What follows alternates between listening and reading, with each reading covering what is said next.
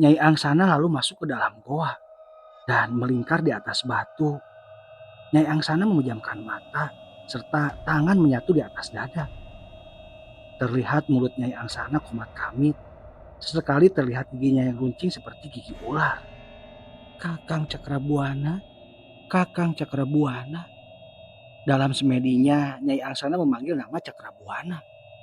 Kakang Cakrabuana, sembah hormat Kakang dari saya Nyai Angsana dari Gunung Datar Munding. Saya meminta bantuan kepada Kakang untuk membantu niatan saya kepada Kakang. Ucap Nyai Angsana. Hening. Seketika setelah Nyai Angsana memanggil seorang yang bernama Cakrabuana. Setelah hening, sekarang terdengar suara angin yang bergemuruh seperti ombak yang saling beradu di lautan. Brrr, brrr. Suara angin seakan memporak-porandakan dalam hutan datar Munding. Setelah gemuruhnya angin terdengar suara menggema memenuhi isi goa dan seisi hutan dan gunung datar Munding. Wah,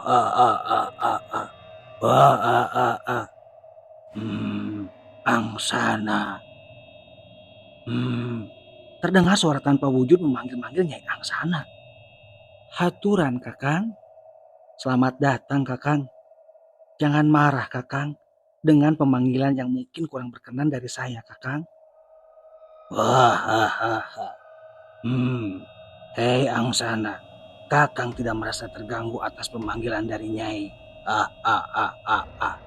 Cakrabuana tertawa dan dinding-dinding gua bergetar akibat suara Cakrabuana. Ada perlu apa kamu Nyai? Apa yang bisa Kakang bantu Nyai? Ayo bilang. Setelah suara tanpa wujud berbicara, tidak lama asap tebal masuk ke dalam goa dan wush. Asap itu sudah berwujud diganti dengan bayangan sosok tubuh manusia dengan tinggi besar dan perawakan seperti manusia. Lama-lama terlihat jelas sosok ini yang dipanggil Cakrabuana sudah menampakkan wujud di depan Nyai Angsana. Dengan tubuh yang besar, di sebelah tangan bagian lengan terlihat akar bahar melilit di kiri dan kanan. Kepala Cakrabuana terdapat satu mahkota yang begitu indah, berlapiskan emas dan berpernikan berlian. Wajah yang rupawan dan hidung tinggi, rambut terurai sebahu menandakan kegagahan seperti namanya Raja Cakrabuana. Sembah hormat Kakang. Dengan penuh hormat dan bangga Nyai Angsana menyambut kedatangan Cakrabuana. Cakrabuana adalah Raja Jin yang mendiami Gunung Malangbong dan kesaktiannya di dunia dedemit tidak ada lawan. Raja Cakrabuana juga sering dijadikan alat pemujaan, pesugihan, dan selalu menjadi alat bantu bagi dukun-dukun bergolongan hitam. Hei Angsana, keperluan apa Andika sampai memanggil Kakang? Cepat bilang hei Angsana. Kakang, saya perlu bantuan Kakang untuk melawan si Kosasih Kakang. Dengan mata terbelalak, Cakrabuana terlihat keheranan di saat Nyai Angsana mengucapkan satu nama, Kosasih. Hei Angsana, ada urusan apa Nyai dengan si Kosasih, ha? Bukan lawanmu si Kosasih itu. Selain dia ulama besar dan dia disegani oleh bangsa Dedemit dan para ahli teluh. Selain itu dia mempunyai si Haur Nunggul, macan putih. Dia juga dari golongan jin sama seperti kita. Jangan remehkan Kakang Nyai.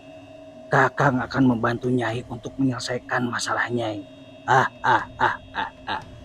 Terima kasih Kakang. Dengan penuh hormat Nyai Angsana aturkan kepada Cakrabuana. Sementara itu Pak Ahmad sudah memasuki batas jalan dan akan masuk ke jalan besar dan akan terus menuju ke rumahnya. Pas Pak Ahmad keluar di jalan setapak dan pas di jalan gunung gelap dekat Cikajang, Mang Ali melihat Pak Ahmad keluar dari jalan setapak turun ke jalan besar. Pak Ahmad sudah dari mana ini? Pagi-pagi begini keluar dari hutan. Perasaan Pak Ahmad tidak mempunyai lahan di kebun di daerah sini. Mang Ali berbicara sendiri sambil fokus mengendarai mobilnya. Tak lama Pak Ahmad sudah sampai di rumahnya. Tok tok tok tok. Pak Ahmad mengetuk pintu rumahnya. Lama tidak ada jawaban. Nyai, Nyai, ini Kakang pulang Nyai. Pak Ahmad berteriak di depan rumah kepada istrinya. Di halaman rumah Pak Ahmad sudah ada tenda dan kain putih tertempel di pohon jambu air di depan rumahnya. Bagi Pak Ahmad ini tidak membuat kaget. Bagi dirinya, terlihat dia tersenyum saat melihat keadaan sekitar rumah. Kain putih dan tenda ini adalah kemenangan buat saya. Hehehe. Pak Ahmad tertawa tipis. Waalaikumsalam, ucap Neng Fitri di dalam rumah. Sss. Macam kesetrum di saat Fitri mengucapkan salam. Dada Pak Ahmad terasa sesak dan kepala terasa sakit. Dan telinga mendengung mendengar kalimat Allah yang diucapkan sama Neng Fitri. Cak, pintu terbuka. Bapak? Bapak kenapa? Bapak kenapa? Neng Fitri memanggil Pak Ahmad. Keringat bercucuran, badan bergetar, seperti halnya orang terkena demam tinggi. Aa, Dadan, Bapak kenapa ini Aa? Neng Fitri memanggil kakaknya. Dadan yang lagi menyapu di belakang rumah pun kaget dan berlari ke ruang depan dan menghampiri Neng Fitri yang sedang susah payah menggandeng Pak Ahmad. Astagfirullah, Dadan beristighfar melihat keadaan Pak Ahmad. Kembali Pak Ahmad bergetar hebat setelah mendengar Dadan mengucapkan istighfar. Tidak lama Dadan pun membantu Neng Fitri untuk membawa Pak Ahmad ke kamarnya. Setelah menidurkan Pak Ahmad di tempat tidur, Neng Fitri pergi ke dapur untuk membawakan teh hangat untuk Pak Ahmad. Pak, kenapa Bapak ini? Tanya Dadan. Gak apa-apa nak, cuma lelah saja Bapak tadi belum sarapan. Jadi Bapak lelah saja. Pak Ahmad membuat alasan kepada Dadan. Ya udah, nanti Dadan beli lontong sayur di depan ya. Setelah sarapan Bapak minum obat dan istirahat. Setelah kasih sarapan Pak Ahmad dan kasih obat terlihat Pak Ahmad sudah terlelap. Dadan dan Neng Fitri pun lega dan meninggalkan Pak Ahmad yang sudah tertidur. Setelah Dadan dan Fitri pergi dari kamar Pak Ahmad pun bangun dan duduk di atas tempat tidur. Pak Ahmad termenung dan berpikir bagaimana mencari cara agar terhindar dari kata-kata kalimat Allah. Di tempat lain Ujang dan Wak Imran lagi menikmati pagi dengan kopi dan teh hangat. Di depan rumah Wak Anwar, mereka lagi membicarakan tentang kejadian yang sudah terjadi beberapa malam ini. Apa akan ada kejadian lagi Ujang? Wak Imran bertanya. Insya Allah Wak, semoga tidak ada.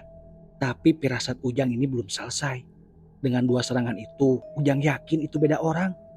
Betul juga Jang, Wak juga berpikir begitu.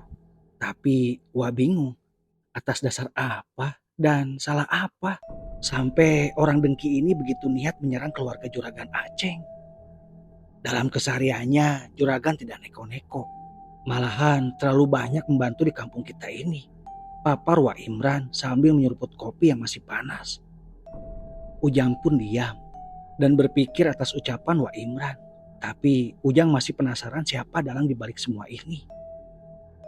Tidak lama terdengar suara mobil mendekat ke arah halaman rumah Wak Imran sambil membunyikan klakson. Ternyata itu Mang Ali yang baru datang di Limbangan. Dan Mang Ali pun turun. Assalamualaikum. Waalaikumsalam. Mang Ali, ucap Ujang. Kemana Mama dan keluarga Juragan? Ujang bertanya ke Mang Ali. Masih di sana Jang. Sambil menyalami Ujang dan Wak Imran lalu duduk di kursi samping Wak Imran. Amang ini disuruh sama Wah Haji Jang. Mang Ali menceritakan niat tujuan yang datang ke Ujang dan Wak Imran.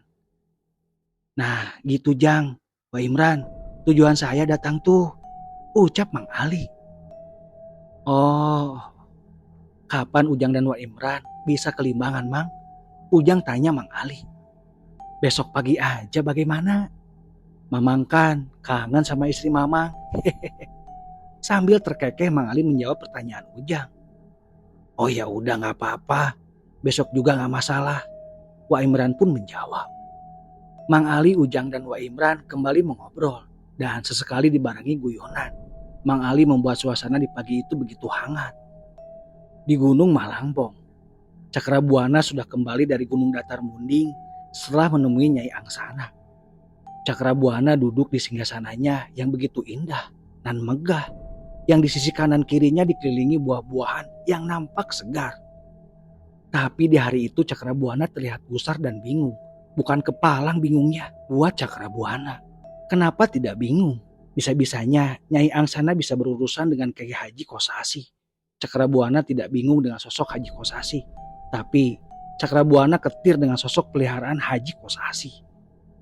Hodam Haji Kosasi bukan hodam biasa, tapi macan putih yang terkenal dengan sebutan Haur Nunggul. Harus cari cara, harus cari jalan, ini bukan permasalahan biasa. Dalam benak Cakrabuana kembali menerawang ke belakang yang pernah terjadi ratusan tahun yang lalu, di mana terjadi perang besar di lereng Gunung Sanggabuana. Kerajaan Cakrabuana diporak-porandakan oleh Haur Nunggul dan kerajaan Cakrabuana hancur lebur. Dalam perang itu, patih kesayangan Cakrabuana yaitu Ki Lancah gugur dalam medan perang. Kekuatan Haur Nunggul dan bala tentaranya itu bukan lawan dianggap remeh. Masih teringat jelas dan sungguh memalukan untuk Raja Cakrabuana. Sudah lewat ratusan tahun, Haur Nunggul bisa ditaklukkan oleh seorang pemuda yang bernama Kosasi. Cuy, Cakrabuana membuang ludah, tanda ketidaksukaan, dan begitu membara kemarahannya. Cakrabuana pernah mendengar Raja Siluman Lancah Meong, dan Lancah Meong ini pernah bertarung dan seimbang dengan Haur Nunggul. Cakrabuana tertawa seperti mendapat angin segar.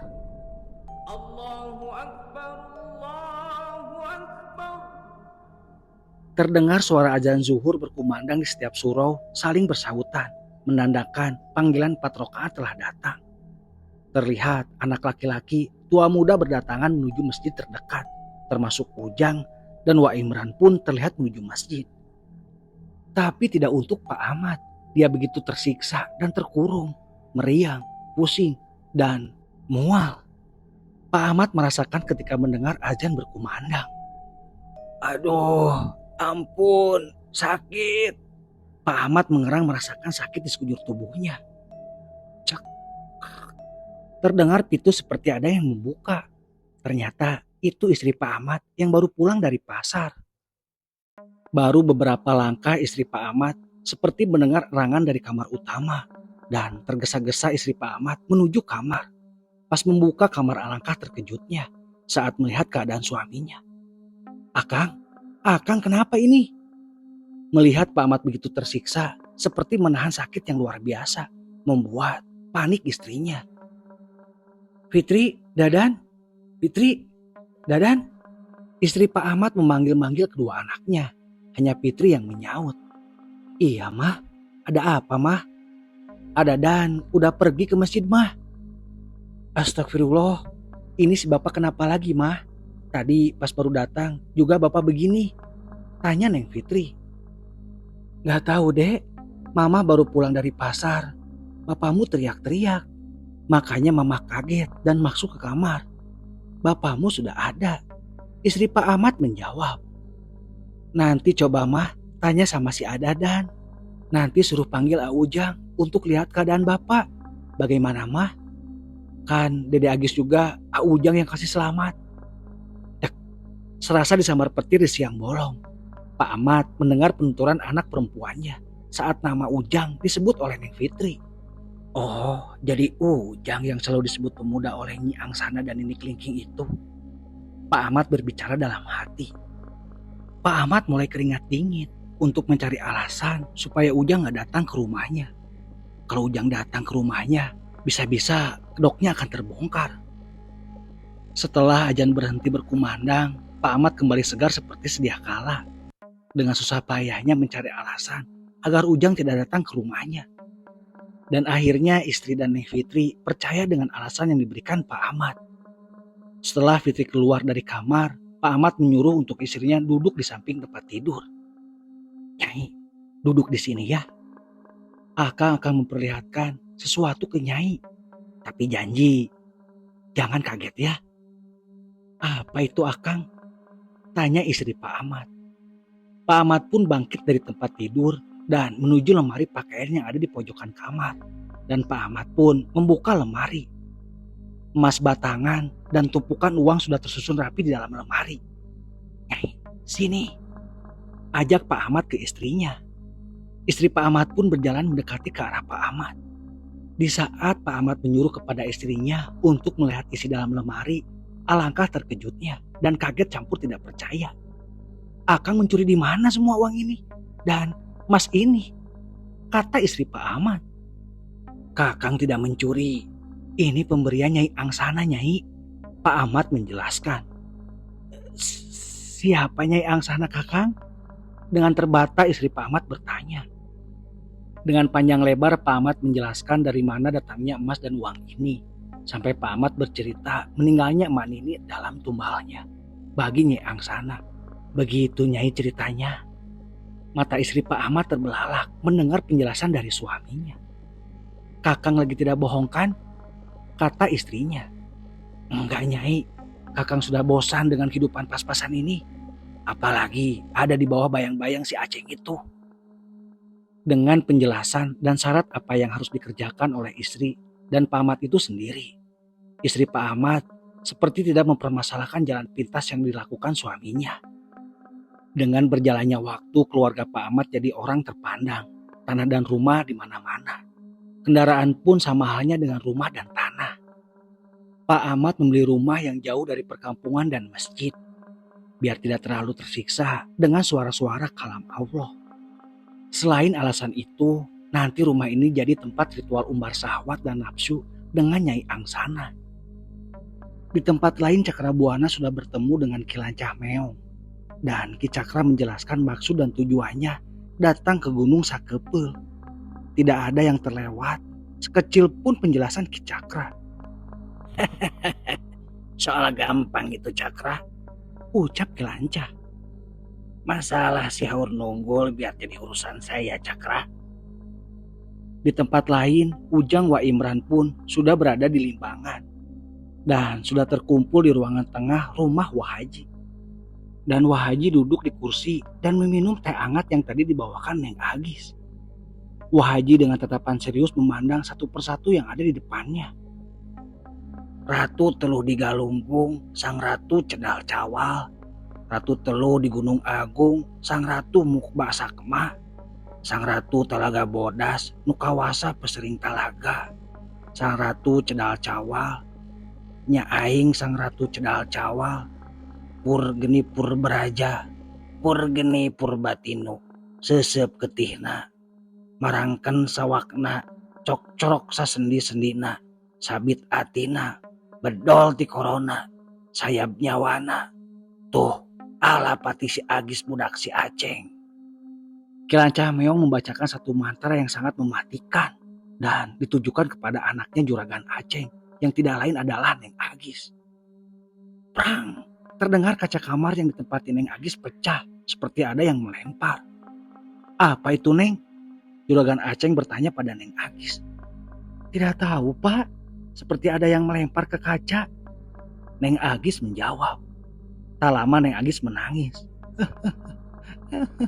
Aduh gatal Pak, gatal.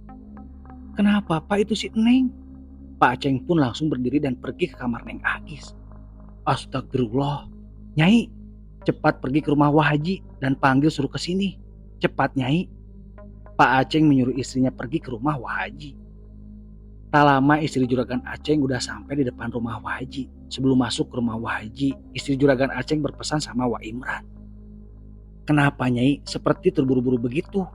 Tanya Wah Imran. Aduh Wah, si Neng Agis. Itu si Neng Wah, minta tolong Wah. Pluk, istri Juragan Aceng tak sadarkan diri. Ujang, Kakang Haji, Kang Jainal. Wah Imran berteriak memanggil yang ada di dalam rumah. Tak lama Ujang keluar dan melihat Wah Imran lagi memangku istri Juragan Aceng. Kenapa Wah Binyai ini? Tanya Ujang. Jang, panggil Bang Ali dan suruh bawa ke rumah Wah Haji. Terus panggil juga Wah Jainal dan Kang Haji. Kayaknya Neng Agis terkena serangan lagi. Astagfirullah. Iya Wah, iya. Tak lama Wah Haji dan Mama Ajengan pun keluar rumah. Kecolongan Kang Haji kita ini. Wah Imran bertanya ke Wah Haji. Sudah. Kalian pergi duluan ke sana. Nanti Akang menyusul. Ucap Wah Haji.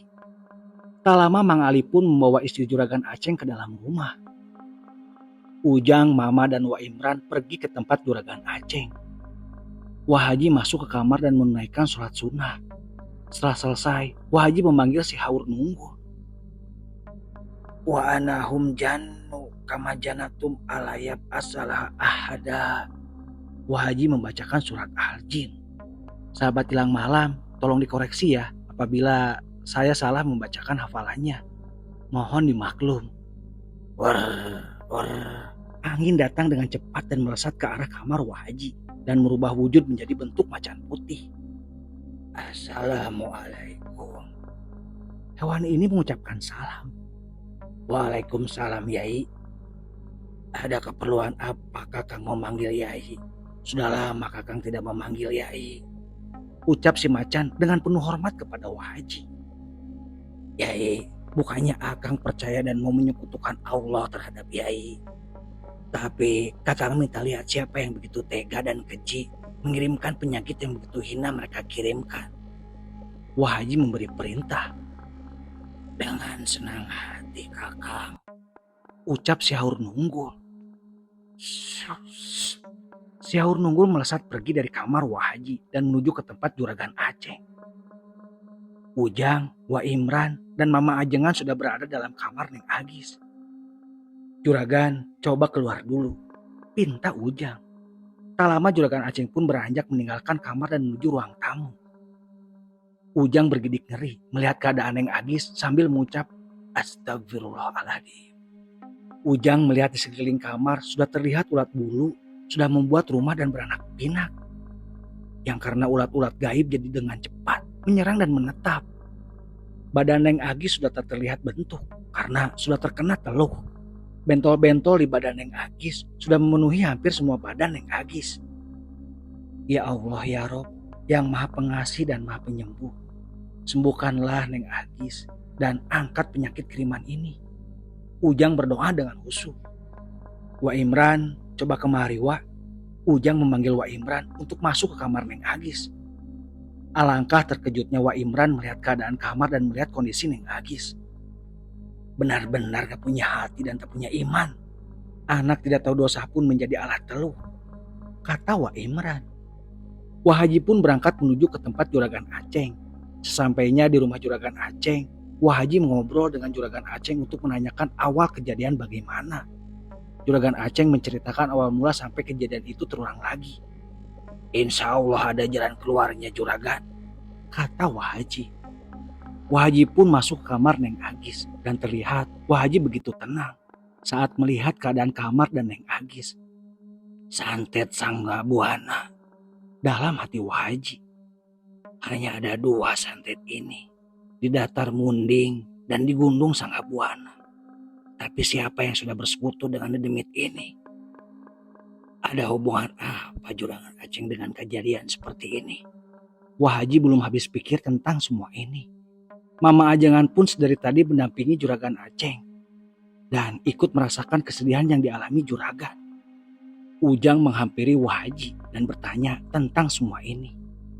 Wah, bagaimana ini? Dan sikap kita sekarang bagaimana, Wah? Wah Haji hanya menganggukkan kepala.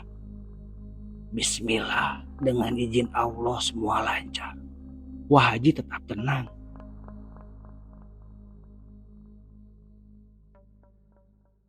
Baik sahabat Hilang Malam, cerita di part ketiga ini selesai ya.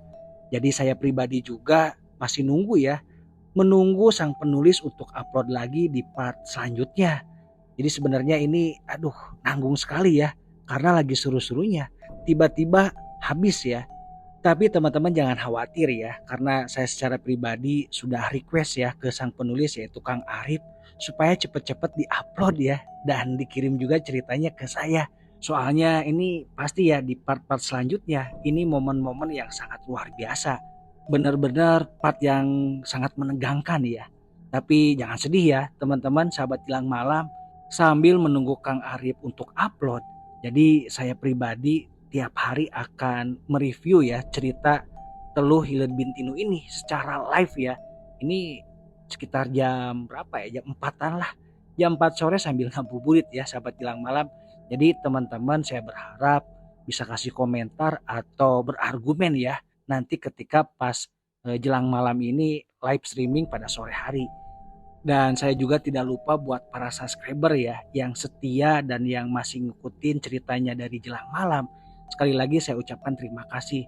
Dan bagi teman-teman yang baru subscribe, teman-teman tinggal dipilih aja deh video-video panjang dari channel Jelang Malam.